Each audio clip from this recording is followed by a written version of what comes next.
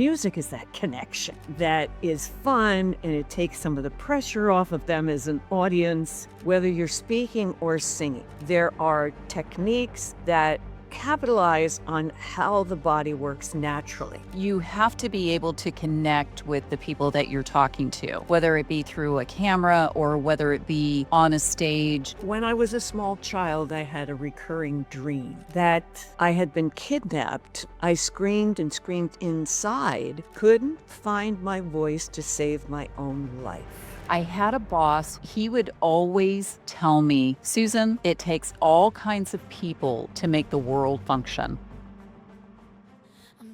Welcome to Done Pretending, the podcast where healing meets authentic living. I am your host, Susan Houston, storyteller, mentor, and believer in the power of truth to set us free. This is your sanctuary for the soul, a safe space where we peel back the layers of judgment and fear to uncover the beauty of living real. Each week, you'll hear stories of courage, resilience, and transformation that remind you it's never too late to become who you were created to be. Hi, everyone. Welcome back to Done Pretending. I'm so glad that you are here today, and boy, do I have a treat for you. I have Sally Morgan in the studio, and she is such a hoot. We've been laughing before we ever hit record. Sally is an award-winning singer-songwriter. She is a celebrated voice coach, which obviously I need some of that today. And she uses all of that experience to be an expert speaker development trainer. I can't wait to talk about this. And one thing that she is working on is a Keynote cabaret, which just sounds fascinating. So, Sally, welcome to Done Pretending. Well, thank you. Thank you very much for having me here. This is I'm great. so glad. So, tell me, what is a Keynote cabaret and why is it important? Okay. It is a keynote speech Hmm. with original music. So I have taken the journey of the keynote and written 3 original songs that move the plot along and bring the audience in because music is that connection that is fun and it takes some of the pressure off of them as an audience. I do ask them to sing along, but if they don't, that's fine too. So it progresses, the songs actually progress until the moment we're just celebrating. And Love that. yeah, it's because it's the music that gets the heart. And Mhm. you've seen a lot of keynote speeches, most of them miss the heart. True. They go for the brain, right? Right. And Hmm. after an hour of brain and you're sitting in the audience and they're doing PowerPoint that makes no sense and or just reading the PowerPoint, which is deadly to any speaker, you just want to go. So this helps them to, wow, this is great. Let's celebrate this. Let's do it.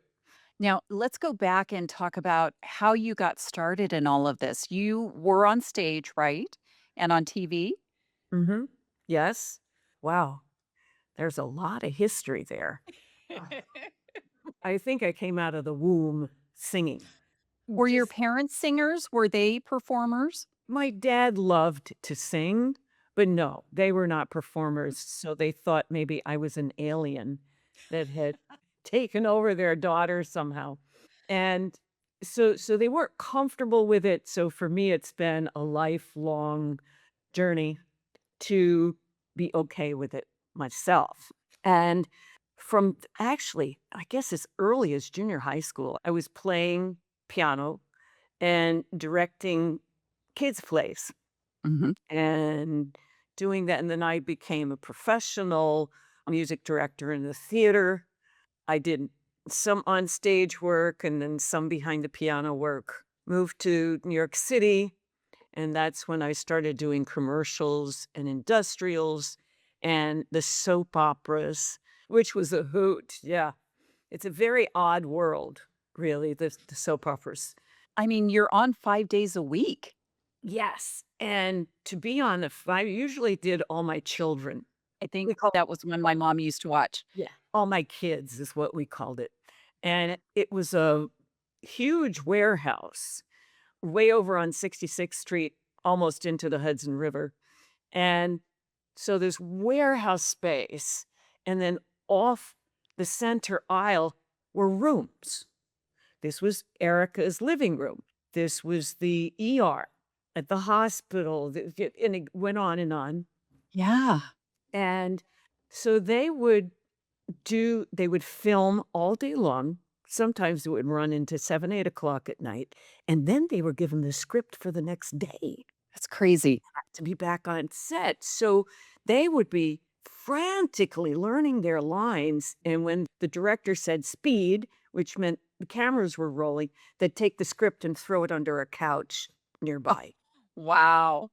Yeah. Yeah. Gosh. Very hard work. How fascinating, though. Mhm. And Yes. then now you're working with performers and professionals and public speakers, right? Mhm. And Yeah. what is it that you help them do? For the voice itself, whether you're speaking or singing, there are techniques that capitalize on how the body works naturally. And it's counterintuitive to what you think would be. So, having me or any good voice teacher with you, you learn how to use what is natural to the body and to really, yeah, feel it, know that Mhm. you're using it. So, a lot of women talk like up here and not very, and who is going to trust that That's true. business? So to get the voice grounded in the body and give it some authority and resonance so that it vibrates out there, and presence. And then there is stage presence. When you walk out onto a stage or even on these Zoom calls that we're on all the time, what is that presence that you are projecting? Because people will treat you differently if this is your presence or if this is your presence. And how do you make that transition easily? And then how do you sustain a posture like this? Mhm. Also, I just speak to that one sometimes. Yes. yeah. And storytelling. What are Yes. the elements of a good story? And how do you put that across? And instead of that PowerPoint that has all those numbers that mean absolutely nothing to the Right. people in the audience, what's the story behind that? So if you have financial numbers up there, take an example of one family and walk through that chart and what that means to one family. Then it's very personal. And then Yeah. it's memorable, brings it all I together. agree with that. Mhm. You have to be able to connect with the people that you're talking to, whether it be through a camera or whether it be on a stage. When you can find that point of understanding each other and feeling each other, it's just gold. Yeah, it's magic. It's Yeah. I yes. love that. Yeah, it's wonderful. Yeah. Okay, so you talk about our superpowers.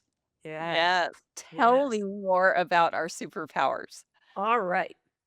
Does that mean I get to fly around? Yeah, you can do anything you want. Shoot, my Love. cape is in the closet, but I Ah. do have a Okay, cape. I'll explain it from my personal experience. great.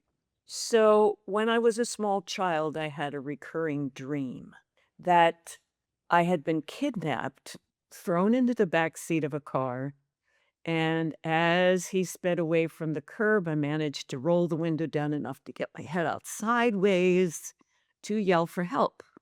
I couldn't make a sound. I screamed and screamed inside, but I couldn't make a sound. I couldn't find my voice to save my own life. And as a Scary. small child, somehow I had gotten the message that my voice didn't count for anything. And here I was wanting to be a singer, to share my music, and yet I couldn't find my voice to save my own life. So the Keynote Cabaret and other programs that I do, but especially the Keynote, walks you through that process. That's a story that I use in the Keynote. And what is that within you that everybody else was uncomfortable with? Was it too bright? Was it too bold? Was it something they just didn't understand? So you suppress it, you push it down, Mm-hmm. Mm-hmm. but it's there. It never dies. It's always in there. So Yeah. that fabulous energy and passion has nowhere to go. So what I do is walk people through, first of all, an awareness that they actually have a superpower because it's not something that people think about.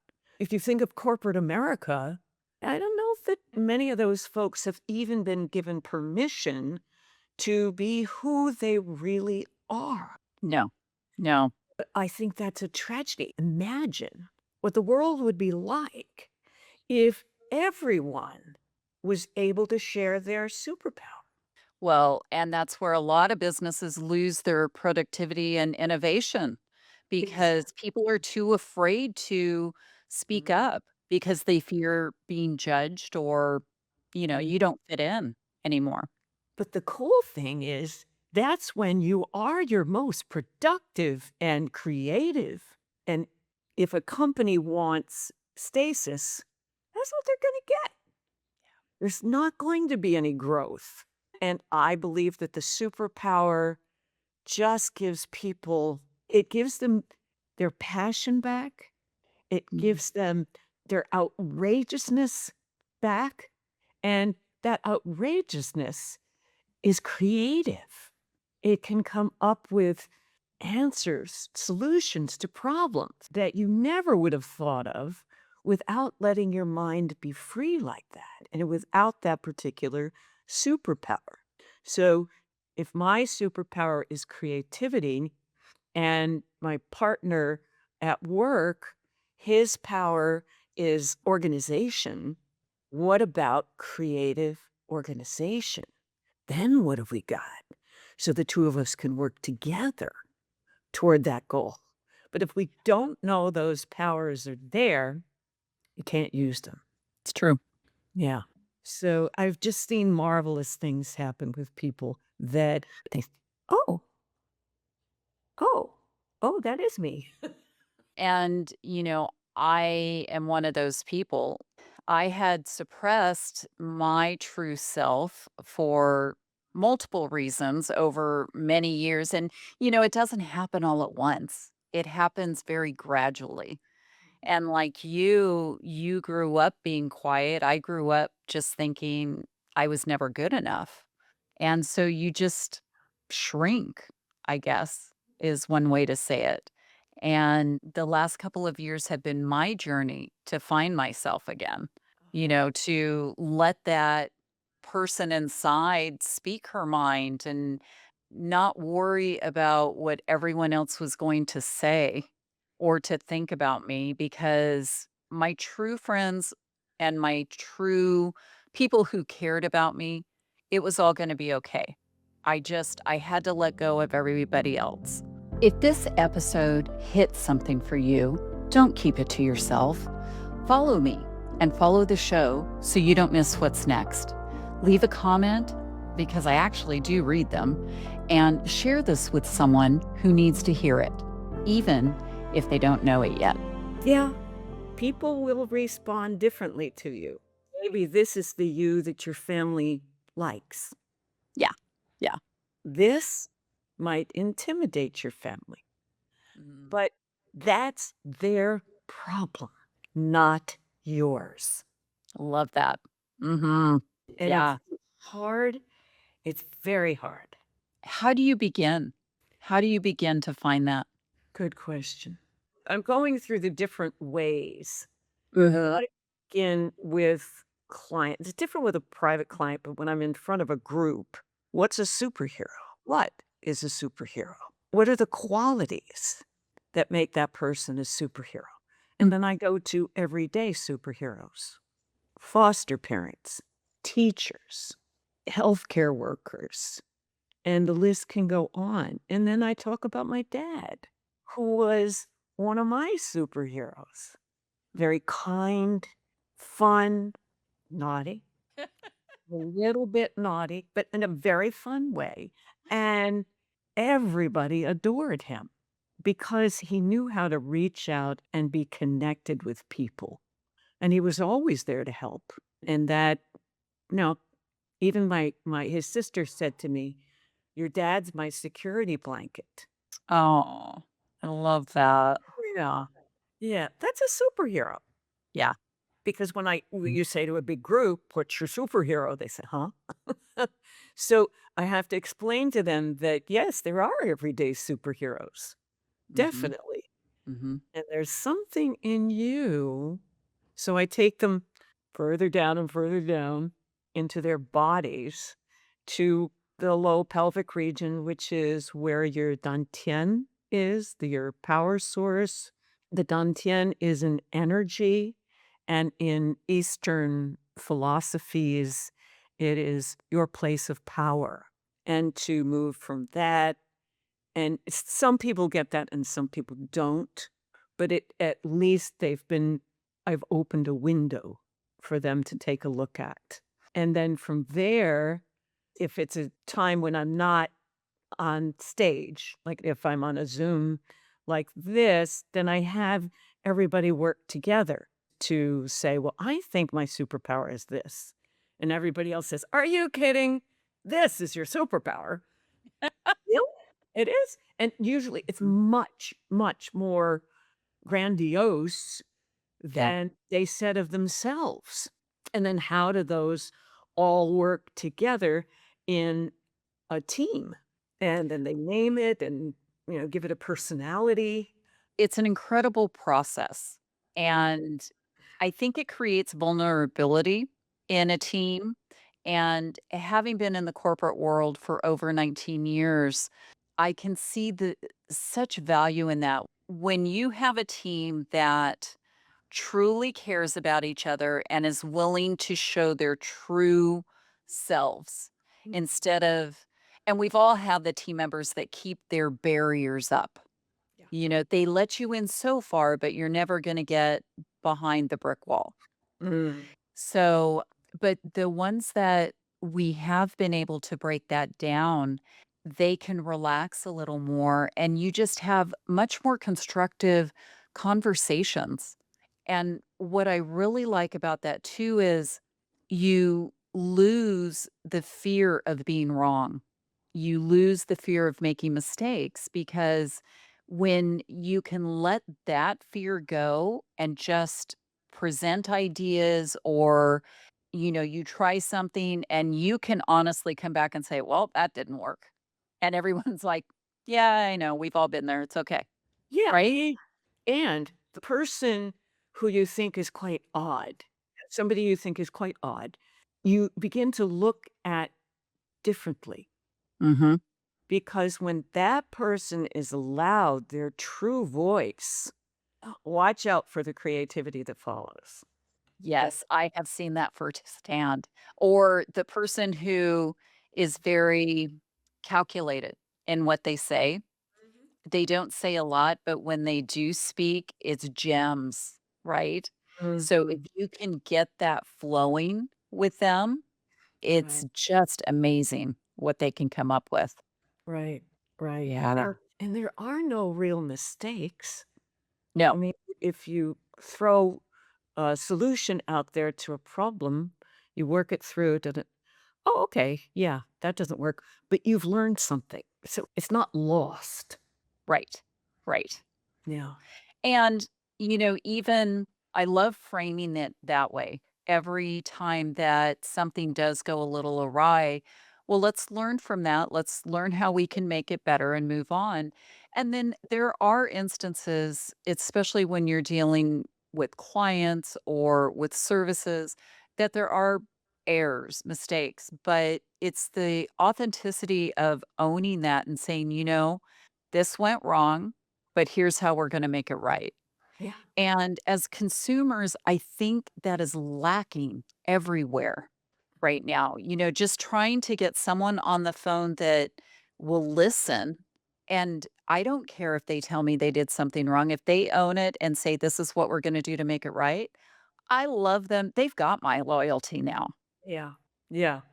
Or if it's not a chat bot. Oh, yeah.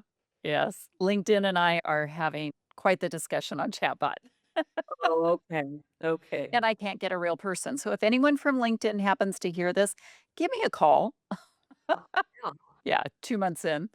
But yeah, these superpowers, I love the framework of that because everyone is different. And that's the magic, as you say. I had a boss when I was, gosh, I must have been 19. And it's when I worked in property management. We managed apartments and single family homes for owners, and we dealt with the renters. But he would always tell me, Susan, it takes all kinds of people to make the world function. He goes, if we were all the same, nothing would be accomplished and it'd be a really boring world. Boring. Yeah. Yeah. Yeah. Yes. And that perspective has stuck with me all of these years because he was right on. It helped me it appreciate different people. Mhm. Yeah. Yeah.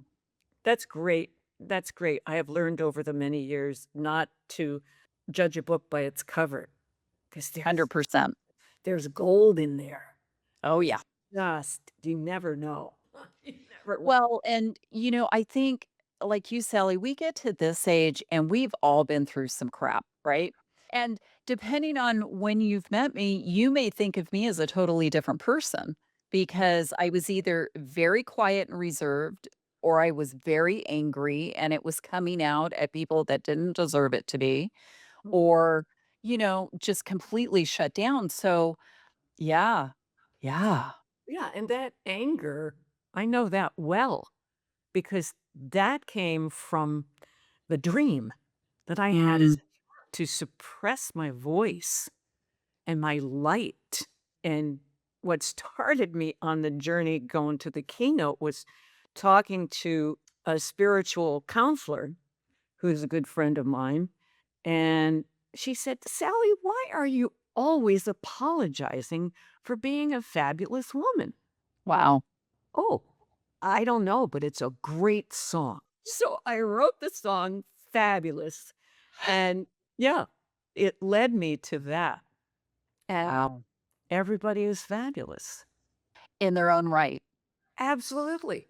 I agree with you. And And I think especially women and especially leaders who feel they're always being watched and judged for performance in what they do in business, mhm, it's really hard to take off the mask. I talk about that a lot in this Done Pretending podcast. We put on these masks so that we are the perfect wife or the perfect employee or the perfect boss. We want everyone to be happy and excited and productive. And a really, really effective boss is going to realize that people go through things all the time. And yeah, if you can understand that and let them experience that instead of having them to be fake when they show up at the office or wherever, mhm, then you get so much more richness, so much more innovation, creativity, genuineness. agreed. And it's funny you should talk about a mask because the third song I wrote for the keynote is it has a line, "Gone are the masks we used to wear. Gone is the silence we used to bear." Oh, 100%. Mhm. 100%. Oh, Yeah. Uh, that's amazing. So if someone wanted to find out more about you, how are they mhm. going to do that? Well, I have 2 different websites that they can visit. The first one is named after the vocal technique that I developed called Sing Like You Speak. Hmm. So it's singlikeyouSpeak.com. And the other website, which leans more toward corporate, is commandtheroompro.com. And That. there's, contact me on both of those websites, and you can find out more about me there as well. We can stalk you. Okay. Oh my gosh. Well, I think what you're doing is just going to make a huge impact. I think it's what's needed.